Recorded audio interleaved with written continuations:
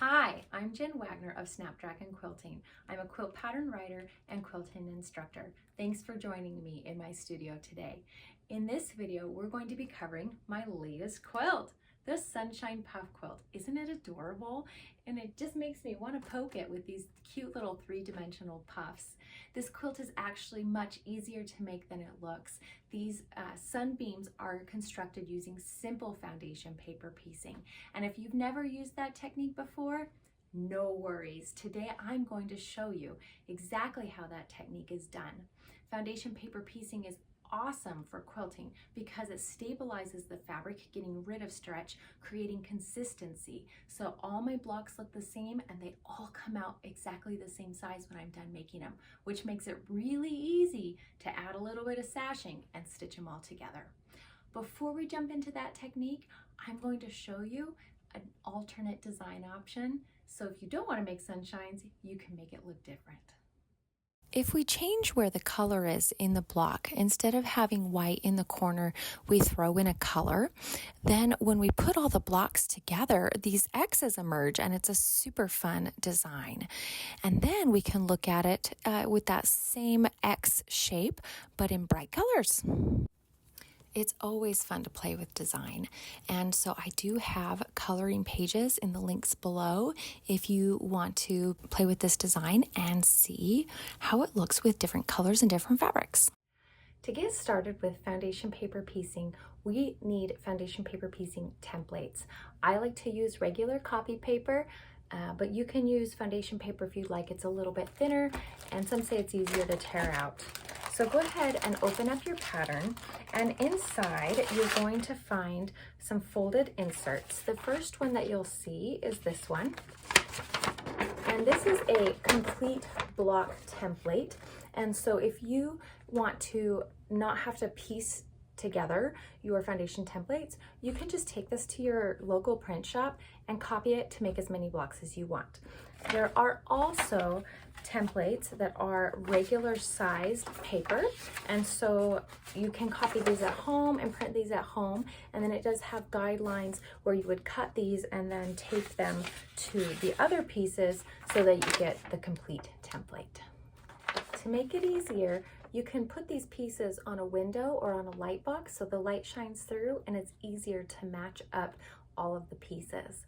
Once you've put it all together with some Scotch tape or some like a glue stick, then go ahead and you're going to cut out the center and also cut the stitching line between the first and last shape. I don't like to cut the outside of my pattern at this point because I like to trim that at the very end. You'll notice a couple things on this pattern. The first thing is the numbers, and those numbers are your sequence to add fabric. So we're simply going to start with shape number 1 and then work our way around. I have this upside down. There we go. Start with shape number 1 and work your way around the template. Foundation paper piecing can be done using scraps or fat quarters or even yardage. But with this pattern, I decided to make it really easy and give you templates. There are only 4 shapes in these blocks. And so we can take each of these shapes, cut them out from the paper, and then I like to take each template and print it twice and tape it on the underside of a ruler I would use for rotary cutting. I've intentionally used a clear ruler here so it's easy to see, but you can use one with a grid on it. And this way I can cut the left edge of my template and I can cut the right edge using the same ruler. And on these strips it tells you if you're making the sunshine quilt in the sunshine layout, then use the yellow fabric from a 4-inch strip. So I've already cut this edge, and so then I can go ahead and line that edge that I've cut on the edge of my fabric, and I've got this edge here. And because I am right-handed, I am actually going to turn this around. So I'm going to line this back up, and so I'm using the template shape to match the top and bottom of my strip, and then you can see right here the edge I've already cut is lined up, and then I can cut this. And then I can just turn it around and I can cut the next one. And so I'm just alternating cutting the right and left sides of each template. And if I need to cut a lot of these, I could have stacked up 2 or 3 of these 4-inch strips. So I was cutting lots of shape A all at once. And then I can go ahead and do that with the rest of my shapes. This would use a 4 1/4 inch strip and the various strips for each piece.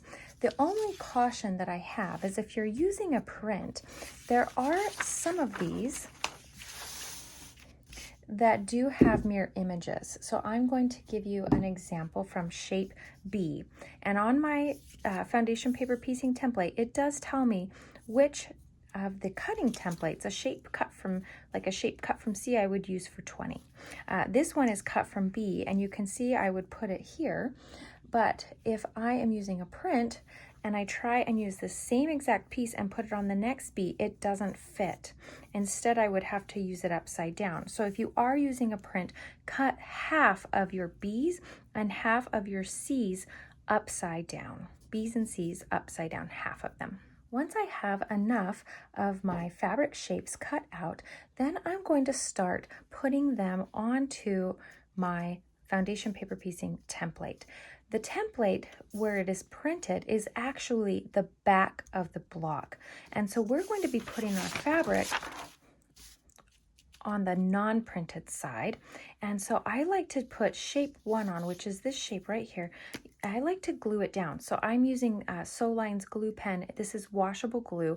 I always glue on my paper, not on my fabric, because the texture of the fabric grabs a lot of glue. And I only need just a little bit to make it stick and hold in place until I've stitched this seam. It is important that we have enough fabric all the way around shape A. And on this template, this outer green line is actually giving me my seam allowance. And so I can take my fabric and I can keep it nice and close to that. There we go. Up close to that green line, that flat edge, because later we are going to be using this extra fabric. And so as best as you can with this pattern, keep the edges close to the green line and leave the extra hanging over the edge inside the circle. It's really important to make sure we have fabric all the way around the shape that we're working on. And a great way to do that is to use a light box like I am here. And I can see all the way around that I have enough fabric. Once I have shape 1 where I want it, then I'm going to start worrying about shape 2. And shape 2 is going to be from white fabric. You can see it will cover here. But before we put this fabric on, we are going to use the add a quarter ruler. The original add a quarter ruler has this lip on the underside, which will sit against a fold of paper, and we can cut to create a perfect 1/4 inch seam. The newer add a quarter plus rulers also have a tapered edge, which we are going to use now. And we're going to place this right on the stitching line between shapes 1 and 2 and fold this over and give it a nice sharp fold. So then I'm going to take this lip on the underside of the ruler and set it up against that fold. And you can see it stays right up against it quite well. And now I have this perfect 1/4 inch seam allowance, and I can trim off the extra fabric. Once I have done that, I am worried about shape 2, which I've drawn here with a pencil, which is a great idea. If you're new to foundation paper piecing, you can always draw the shape on the back side of the template where we're adding fabric. And you can see that I can line these edges up together, and it's going to cover the shape completely. And I'm trying to keep it close. This is the green line here, so that I have extra dangling over. But we need to put these fabrics right sides together. So I'm simply going to put it on the underneath side, keeping, if this was a print, I would keep my print face up and put my prints right sides together. And I'm just going to line up my raw edges, and I'm going to scoot it down so it's going right along this line.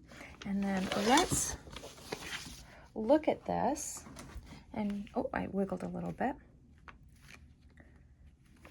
Now let's look and see how this looks under the light box. So I can see I have plenty of white fabric here. I have some white fabric hanging out over here too.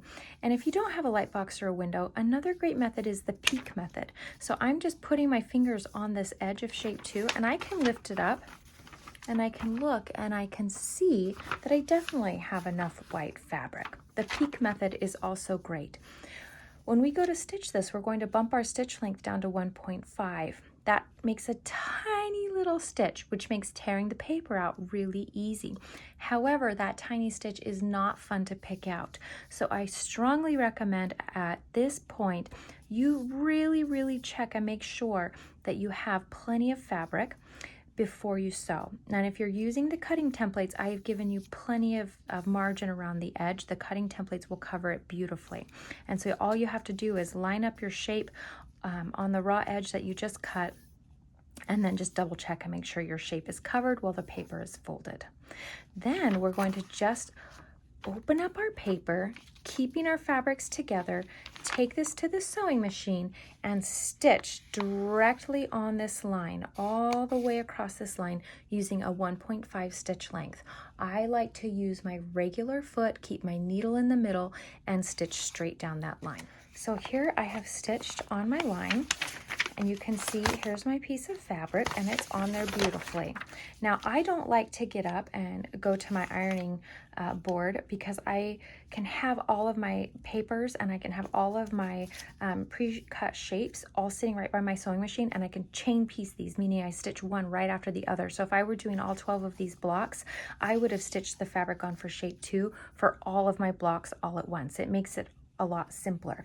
Because I'm trying to do this quickly, I don't want to get up, and so instead of ironing, I use a seam roller.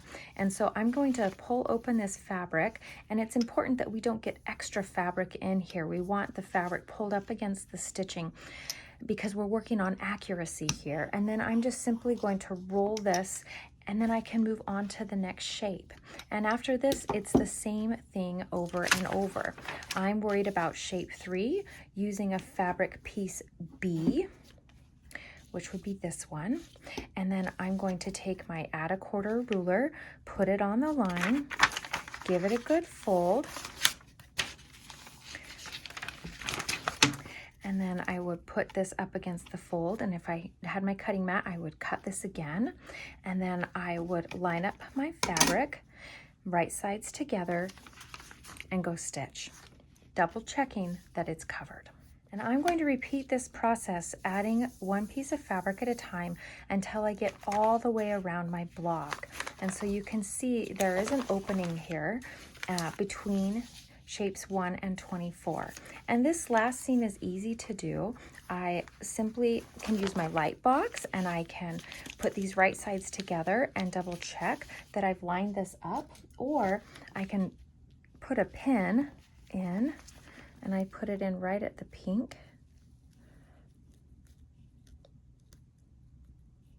So I know that that part of my seam is matching, and I can do another one over here.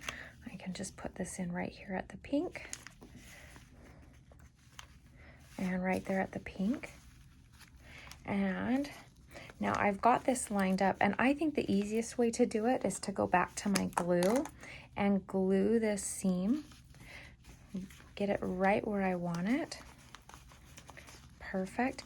And then I can take my pins out, and I can go and I can stitch right up against the edge of my paper, and my block will be finished. Now that we have the final seam stitched, we have a hole in the center of our block that we need to fill. And we can't put the puffs on at this point because it would make it very difficult to sew all the blocks together, and it would make it really difficult to quilt. So we're actually just going to fill this hole with a circle of fabric that is flat first to provide stability for assembly and quilting. In the pattern, there is a circle template with 3 different circles, and you can go ahead and cut each of these circles out so that you have 3 circles of the correct size.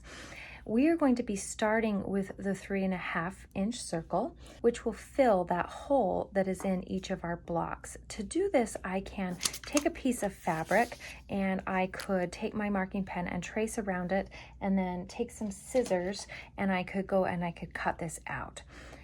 This is going to take a long time, and that is a good option, but there is an easier way, and that is to use the Circle Savvy ruler by Creative Grids. This circle ruler cuts circles from 3 inches to 15.5 inches in both 1/2 inch and full inch sizes. This ruler comes with fabulous instructions, but they are easy to lose because they're paper. And if your craft room's like mine, sometimes paper walks away. So there is a little QR code here you can scan to remind you how to use it. It also has a quick guide here. If you're going to cut a 1/4 circle, you would cut it from a square of fabric. If you're going to cut a 1/2 circle, you would fold your fabric in half and then cut it. If you're cutting a full circle like we are today, we're going to fold our fabric twice to fold it into quarters. This first circle that's 3.5 inches, it is going to be covered later, and so it doesn't matter what fabric you cut it out of. So I'm going to go ahead and cut it out of a scrap of white fabric that I have, and like our ruler told us, we're going to fold it in half once and then fold it in half again. And now I have a piece of fabric that has been folded twice or folded into quarters. Now on this ruler, you're going to see that there are fold lines and seam allowance lines. Since we have folded our fabric in half twice, we're going to be using the fold lines. I would move this over here. The other lines would be used if we were cutting 1/2 circles or 1/4 circles. But we are doing the full circle. We have 2 fold lines. So I'm going to line up those fold lines on each of the folds of my fabric. I'm going to use a regular 45mm blade, but you can use a smaller 28 to make it easier through this small circle. The tricks to make it through smoothly are to use a sharp blade, keep your blade straight up and down, don't let it fall open as you go through, and then keep your blade pressed up against the inside edge of the slot. So start here by putting it in the opening, keep it straight up and down, go slow, and keep it pressed up against the inside edge. I'm going to try not to bump the camera. There we go. And then we will have a little 3.5-inch circle. So this ruler is a quick trick for cutting out circles. Now it's time to take this circle that we've cut out and put it on our block. And if we hold this block up to a window or a light box, you can see where the paper ends all the way around. And so it makes it very easy to center this because that hole is exactly the same size as the circle that we've cut. I like to use a little bit of Elmer's school glue. Again, it's washable. This is actually a starch, not a glue. And I like to put a bead of glue on this fabric all the way around, tacking this in place. And that makes this really easy to go to the sewing machine and I can sew this on and it won't shift. And you notice I didn't trim any of these pieces that we had used when we were foundation paper piecing, which is fine. I'm going to cover them later with a puff. It doesn't even matter that they're there. So you don't have to worry about those. They will be covered. And we want to have the fabric there so that we can stitch down this anchoring circle. Once I have glued this all the way around, I can leave it and I can set it to dry, or I can take an iron and I can press this and it will dry out the glue. Just make sure you don't use steam because we want the glue dry, not wet. And when I go to stitch this, I don't care if it looks pretty or not because no one's ever going to see it. It's going to be under the puff. And so I'm going to stitch with my needle in the down position and stitch just maybe 1/8 of an inch away from this edge just to secure this circle in place. Stitching this circle down is going to complete the structure of our block. However, we still have extra fabric around these outside edges. And this is why I did not trim my paper to start. So I'm going to go ahead and do that now. And so I'm going to take my ruler and I can just line it up on these green lines, and then I can take my rotary cutter and I can trim all the way around this block to finish it up. Once my blocks are trimmed, then I'm going to sew them together with all of the cornerstones and sashing as we would with any traditional quilt. And then it's time to quilt the quilt and bind it. And then we're going to make the puffs. So we're going to take the largest circle from the pattern templates, and we can, again, trace it onto fabric and then cut it out with scissors, or you can use the Circle Savvy ruler to cut the circles out. And then we're going to go to the sewing machine and we're going to stitch with a basting stitch. A basting stitch is a longer stitch length. I set this to 3.5, and I'm going to create 2 rows of stitching all the way around.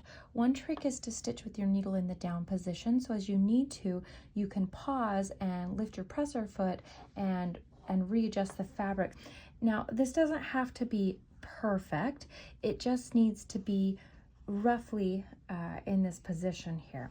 Now, don't use your fancy thread cutter when you're doing these, because we want to leave the tails long. Before we start gathering it, if you used the paper template to trace and cut these out, fold your circle in half twice to get press marks. If you use the ruler, the press marks will already be there. And do that with the medium-sized circle also, because then as we gather this and try and put these 2 pieces together, we will have our circles divided up into segments, so we can match the segments together and keep our gathering even.